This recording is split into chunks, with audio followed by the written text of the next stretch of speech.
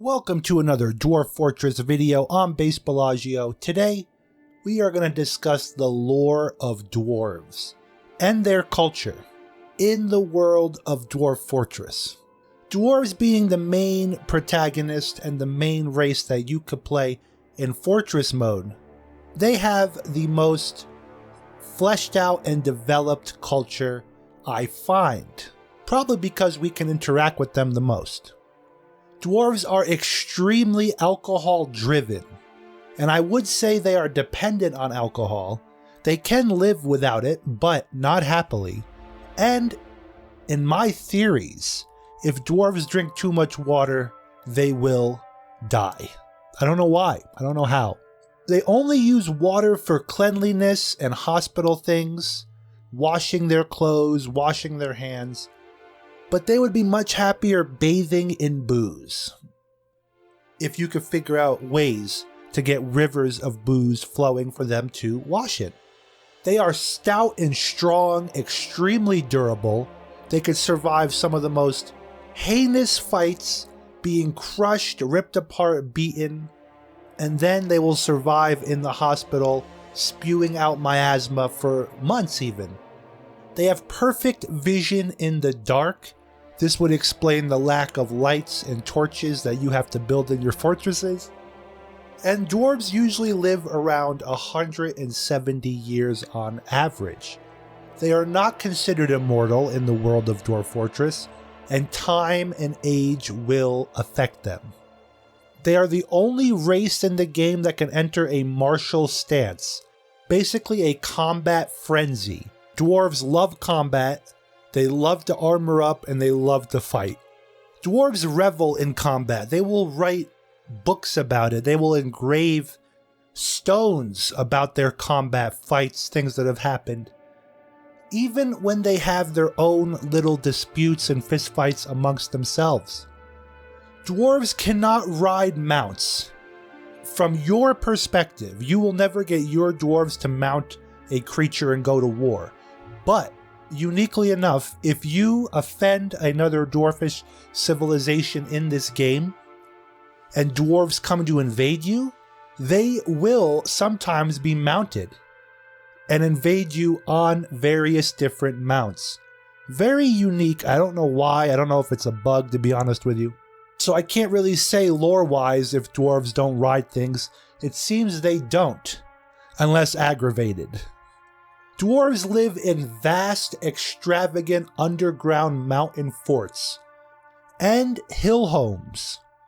They rarely settle in plains, on glaciers, but you can make them do this. And naturally speaking, they stick to themselves. They love money and craftsmanship, and all their hobbies stem from this. They love metalworking. They love working with shells and ivory and bones and gems especially. And dwarvish civilizations have vast wealth usually. They are a unique species that they can go into these dreamlike trance states of creativity. And then they go to a workshop and they will create wonderful artifacts. Way more than other species. They are extremely good at mining, extremely good at craftsmanship and construction. They can build towers, vast mansions. They can really build anything. They are the builders of this world. Dwarves hate goblins with a passion. They tolerate humans and elves, but they can get into disputes with them. Kobolds and gnomes annoy dwarves more than anything. They can be tolerated, but they annoy them. Probably because kobolds and gnomes are little thieves. Dwarves have vastly varied personalities. They can be very finicky and go into crazy tantrum spirals. The littlest thing can bother a dwarf if they are inclined to, but they also can be extremely resilient and determined. And some of them put up with a lot. They have extreme colorful personalities. The way I could describe them is J.R.R. Tolkien dwarves to the extreme. Way more partying, way more raucous, way more fun. Take every emotion from Tolkien's dwarves and just amplify it. and then add it to a high school level of pettiness and drama. And then if you take away their booze or they get upset, it can go into a crazy problem spiral.